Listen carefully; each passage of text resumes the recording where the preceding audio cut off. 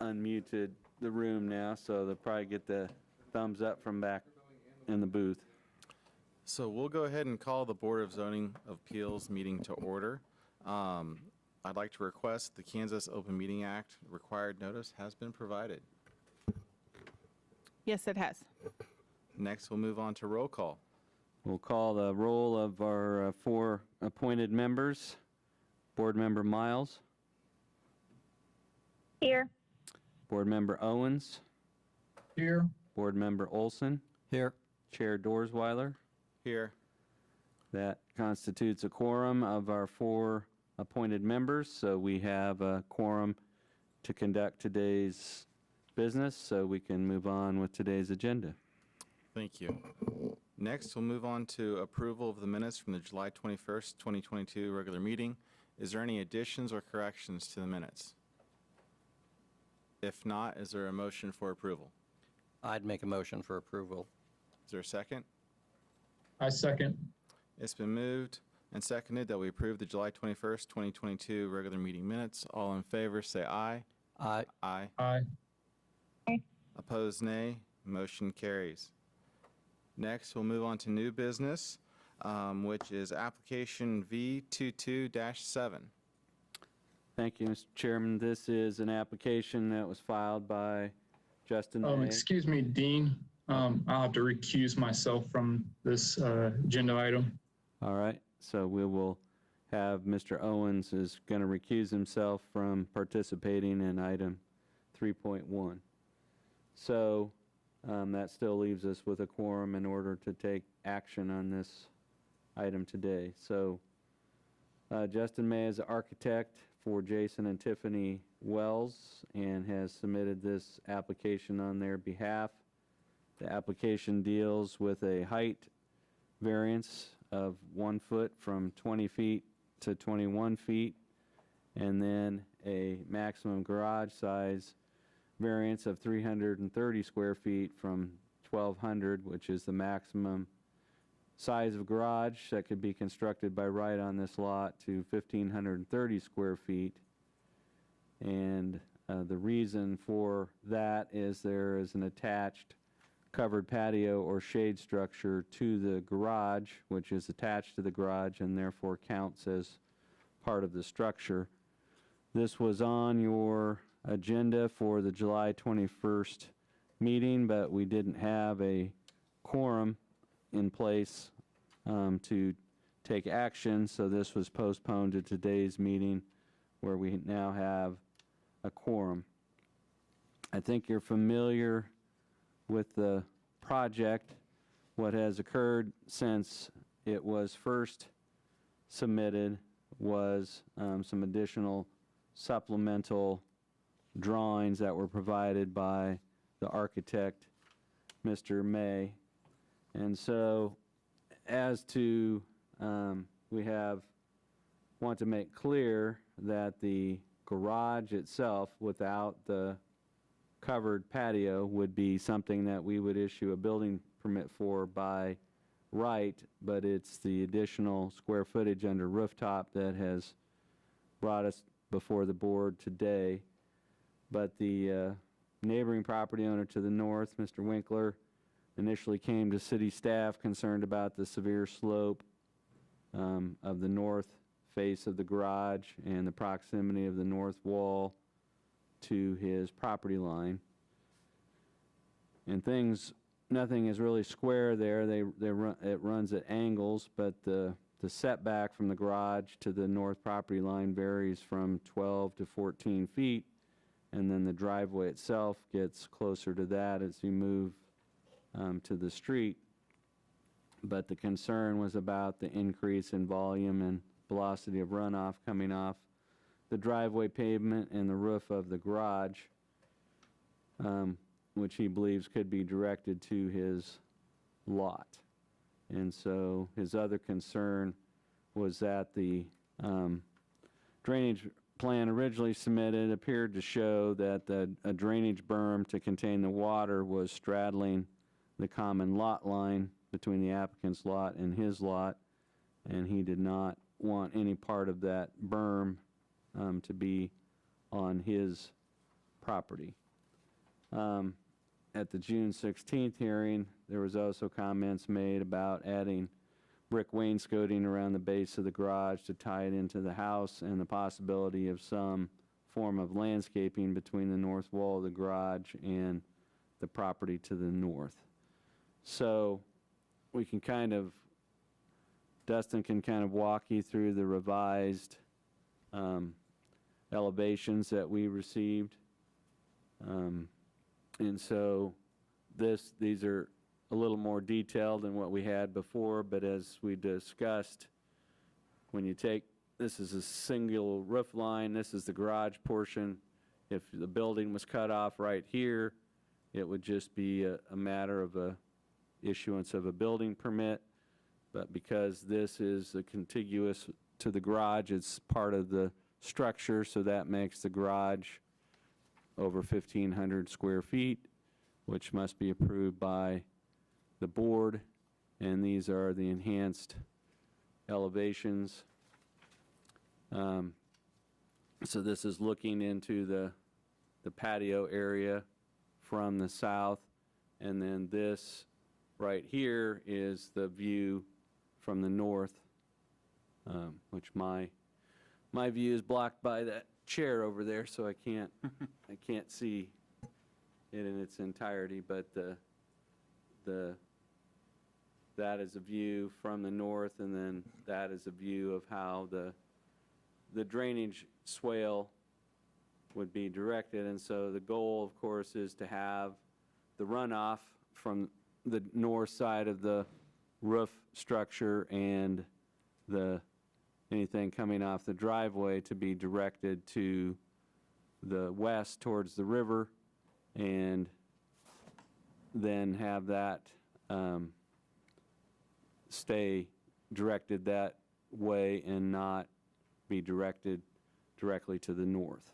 And so if this were not before the board and we were dealing with it in a building permit setting, we would still be looking at some of those same things, because we do have city codes that don't allow you to funnel or direct your development runoff directly onto your neighbor's property. So you don't put extenders on your downspouts and run them all the way onto the edge of the property line and direct it directly on your neighbor, so none of it's on your property. Those types of things are not permitted. And so what Mr. May has been asked to address is to come up with a plan that primarily directs the water west towards the low points on the property and not directly to the north. So you can see kind of the grading plan, and the swale is with these contours the runoff would come along this area, and this is approximately the property line. So we have provided supplemental information about the appearance, design and appearance of the garage, and also about grading and contours. And then there's been a plan for planting evergreen trees or shrubs along the north side there. We'll let Mr. May provide more detail on that. But we have asked the applicant to provide the board with additional information about how site runoff to the north will be handled and the hardship that would result if the covered patio was attached to the house instead of the garage.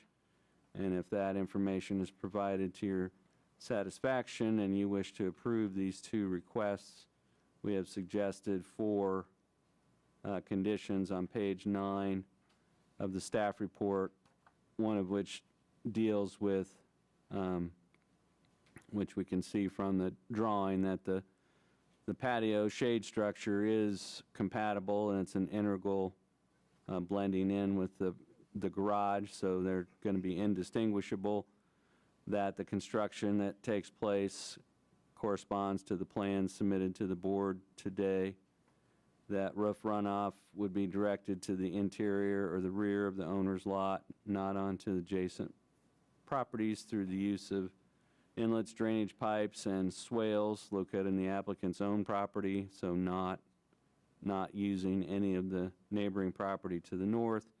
And then the fourth condition would be that a landscape buffer should be planted north of the garage to soften the appearance of the elevated floor and foundation wall. So those conditions that we're recommending would be designed to make sure that what gets carried out on the property is consistent with what is being presented to you today. So with that, I'd be open to any questions. Certainly we have Mr. May here who could give us more detail about his plan. Are there any questions for staff? If there's no questions for staff, would the applicant like to speak?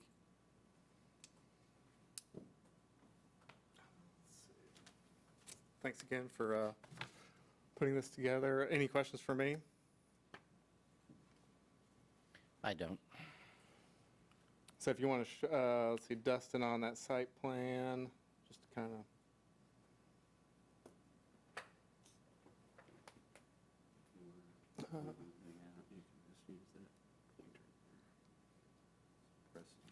Press this one? Yep. Okay, yep. So with this site plan, we talked about trying to capture water runoff. And so previously, we had this inlet, which takes care of the water in this space and diverts it down here.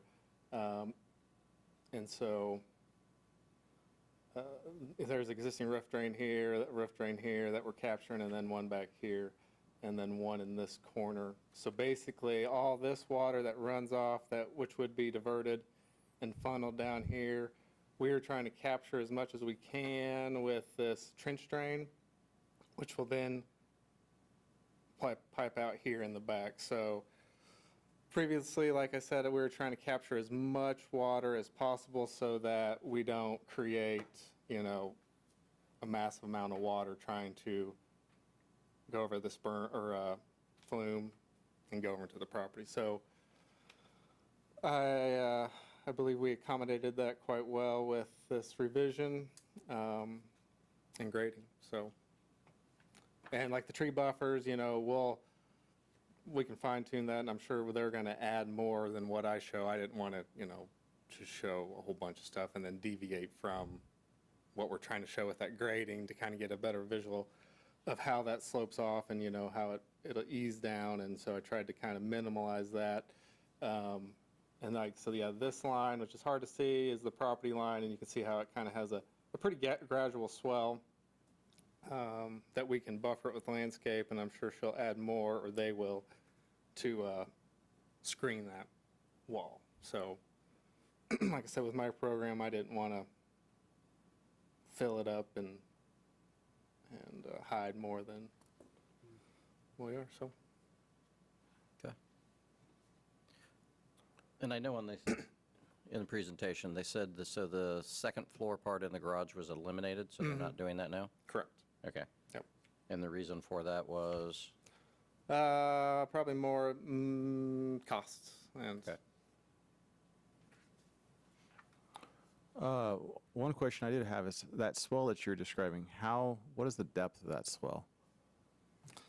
So it would be, so the contours in blue, so this is 64, and it dips down. So basically, it's probably 1.5 feet. That's the existing contour and a dash line, so you can see how the existing grade sloped to his property, and so now we're really making it better than before. But yeah, so the blue line attaches to this, so let's say 65, and it comes up higher here, dips back down to 65.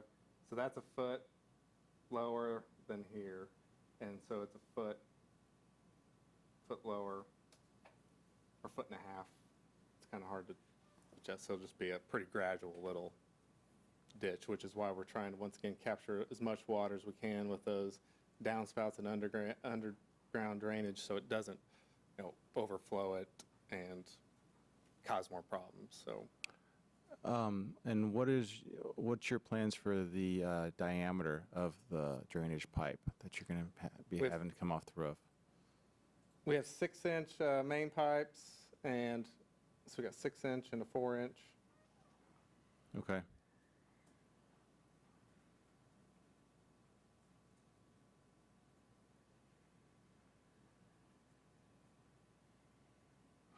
That's all the questions that I have. I know we have some board members that are watching the meeting or participating in the meeting online. Do they have any questions?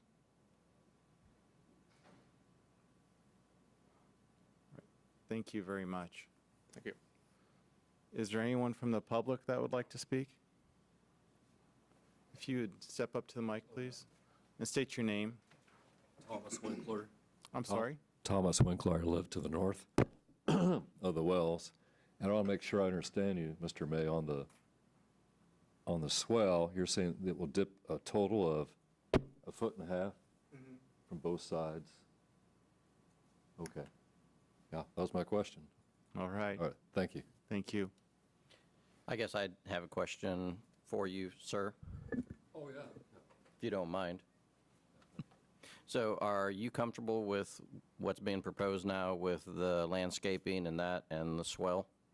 I've come around to being comfortable because visiting with Mr. May, he already said it in the meeting that there's going to be more landscaping to the north of the garage visible to me than what he shows in the drawing. He didn't want to gum up his drawing. Right. So I like that, and the swell versus the berm. Okay. But I'm still not clear on the brick on the north side. I noticed there's no footings for brick on the north. What is the plan for the north? There's brick on the face of the building on the garage side, garage door side. What are the plans, if any, to have the brick wrap around to the north? So from my view, it ties in with the Wells house. They are not, I believe, cost, and the same thing, the bad thing about the brick and water mortar. Mr. May, if you could approach the mic so that everyone online can hear you as well. For the brick, once again, we kind of went back and forth with the house color and painting the concrete exposed wall so it doesn't look like, a concrete wall. Brick, we priced that both ways and stair-stepping it, and it was, once again, trying to save money on eliminating the cost of the two-story and that. So with those prices, they opt to landscape buffer and paint that because those two tones are, as you see, matching their existing is a pretty gray taupe color, so it should be easy to paint that concrete and make it blend. So this down here will be the exposed concrete, and then above that is just painted hardy board siding, Yep. correct? And I believe their plan is to paint the concrete as well, just so it doesn't. Am I correct in remembering that those will be evergreen trees planted on that side of the building? Yes. So in a couple years, am I correct in assuming that eventually that bare concrete will be covered by greenery? Yeah. As they grow, yeah. And I'm sure, like I said, everybody, once you get something done, you're like, oh yeah, let's add some landscape. Let's do this. It's hard to envision until you, like your house, you always change. So I'm sure they'll add to that area with bushes and small shrubberies along with some trees and stuff like that. That once again, I didn't want to hide the whole thing. So Okay. because yeah, it's like 5 foot, so it wouldn't take much for like a bush and whatnot to cover that exposed concrete. So, Thank you. thank you. Is there anyone else from the public that would like to speak? We do not have anyone online. Thank you. Is there a motion to come before the board? Yeah, just real quick, I think that they've done a good job of trying to correct or help with the concerns of the neighbor, definitely with the drainage. I think they've done a good job with it. Landscaping, so I would make a motion to approve application V22-7 with the recommendations on page 9 of the report. Is there a second? I'll second that. It's been moved and seconded that we approve with the conditions of staff recommendations that are listed on page 9. All in favor, say aye. Aye. Aye. Aye. Opposed, nay. Motion carries.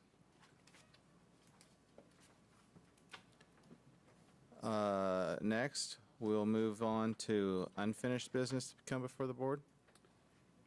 We don't have any unfinished business, but the only other business or items we would want to share with you is that this coming Monday is traditionally the meeting at which the City Commission makes board appointments for the upcoming year, which generally runs from September to September in terms of the terms on the various boards. And by our reading, there will be 3 additional Board of Zoning Appeals members that would be appointed on Monday. So we'll be welcoming them. And so what that means is that we will we do already have a case filed for September 15th, and one of the things we'll be reaching out to the board about is September is the time when we have our new member orientation and